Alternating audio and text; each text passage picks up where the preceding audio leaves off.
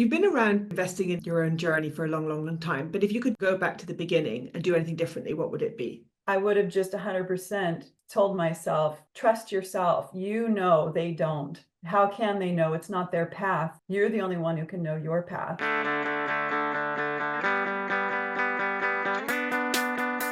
I'm here with Traci Webb from Ayurveda School of Living. Yes, it's the Ayurvedic Living School, and we train Ayurvedic herbalists and health and life coaches and practitioners, which Ayurveda is the traditional medicine of India. So that's what our business is. Yes. And how did you get into that? What was your background? I came to Ayurveda via yoga. So Ayurveda and yoga are sister sciences. So when you start studying and applying one, you will learn about the other, and chances are you're going to love them both. And I loved it so much when I found it, I knew that that was my life path that I'd been looking for. And nobody knew what the name was until it came across, it came into my yoga class one day, and I said, this is it. So yes. You have a business around it, you have a consultancy and coaching company around it. Tell me a little bit about how did you turn that into a business? Natural medicine back then, it was not a thing like it is today. So it wasn't a very well-beaten path. I started as a consultant, as a practitioner, and then slowly discovered nobody knows what Ayurveda is. So now I need to teach it. And so that's what I did. I came to me in 1991, and then it was in 97 when I became a practitioner of it. And then in 2002 is when I got even more education. And that's where, the business really took off as a consultant.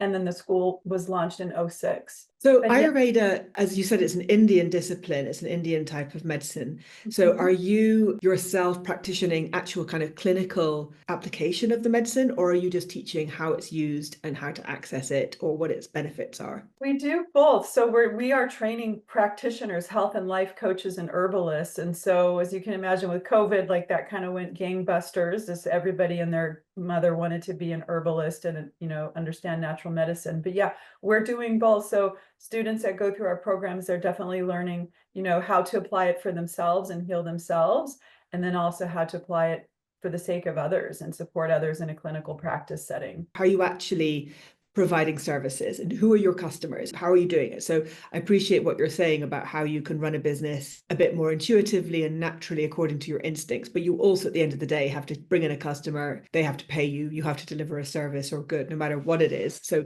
tell us a bit about that journey.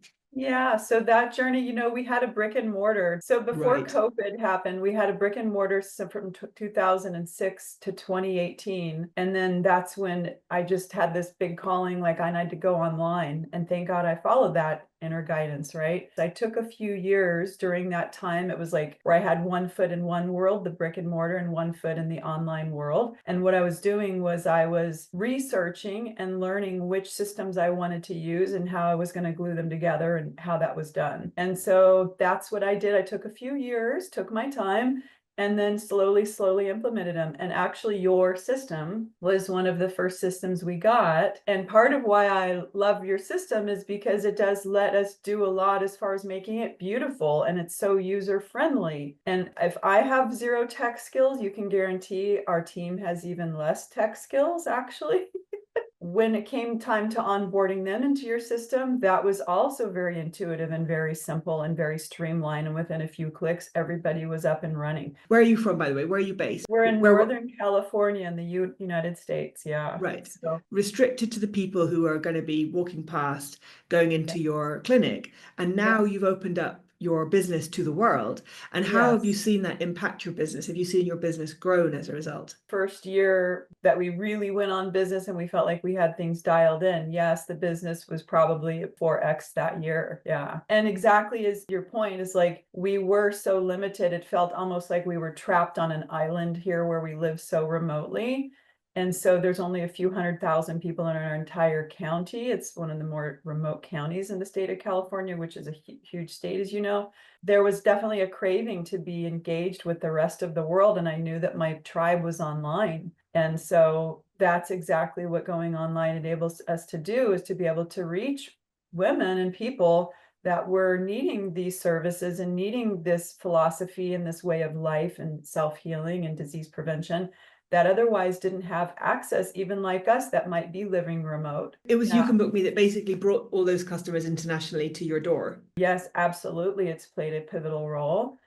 in our ability to grow. And I love that we can actually set up the system to be able to ask the questions, to be able to vet the clients, right? And it makes it so user-friendly. We can create, multiple choice questions, fill in the blank questions, all of the different options there.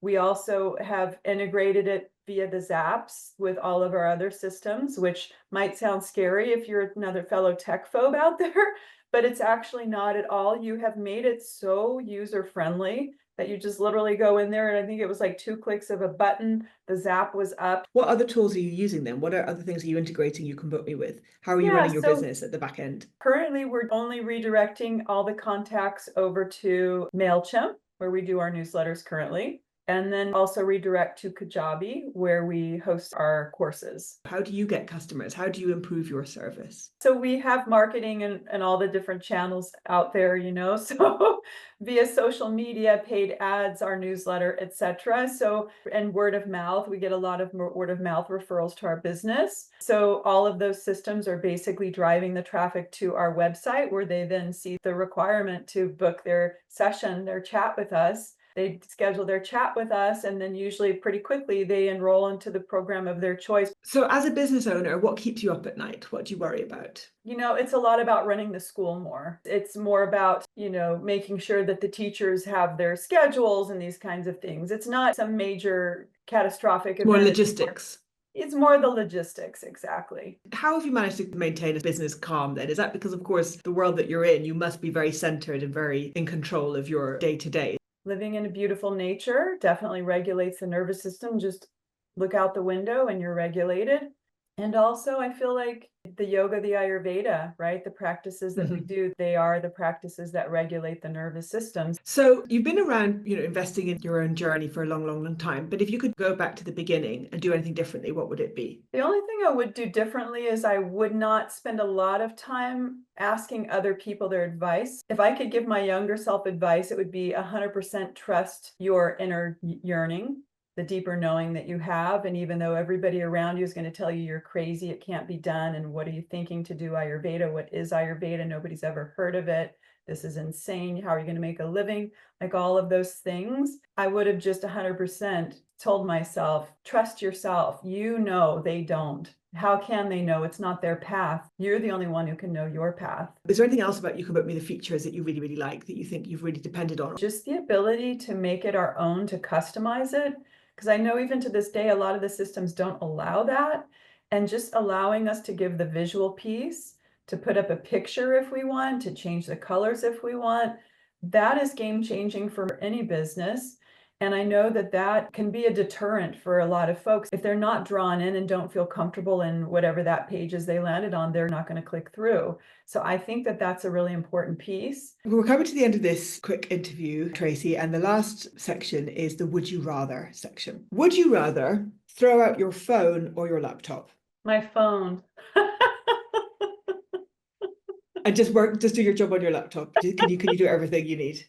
I love my laptop. I like to have a big visual. I don't like being so stuck into the little visual and little fingers. I like expanse. Would you prefer to get a new client or to double your sales to an existing client? I would prefer to double my sales to an existing client. Tell me about that. Yeah. To me, the best form of sales is retention. And I even knew that before I knew business. Is like, this is a no-brainer, and it also is the most inexpensive form of marketing. Would you rather speak at a significant conference for your sector or get a new client? Probably the answer would be, speak at that conference. It's never been my thing. I have a hard time kind of getting stuck in a box with my colleagues at a conference. As much as I've been invited to speak at conferences, I tend to turn them down. Would you rather work with a team of experts or passionate learners? Gosh, honestly, I'm a growth curve person myself, so I like that idea of working with a team of experts.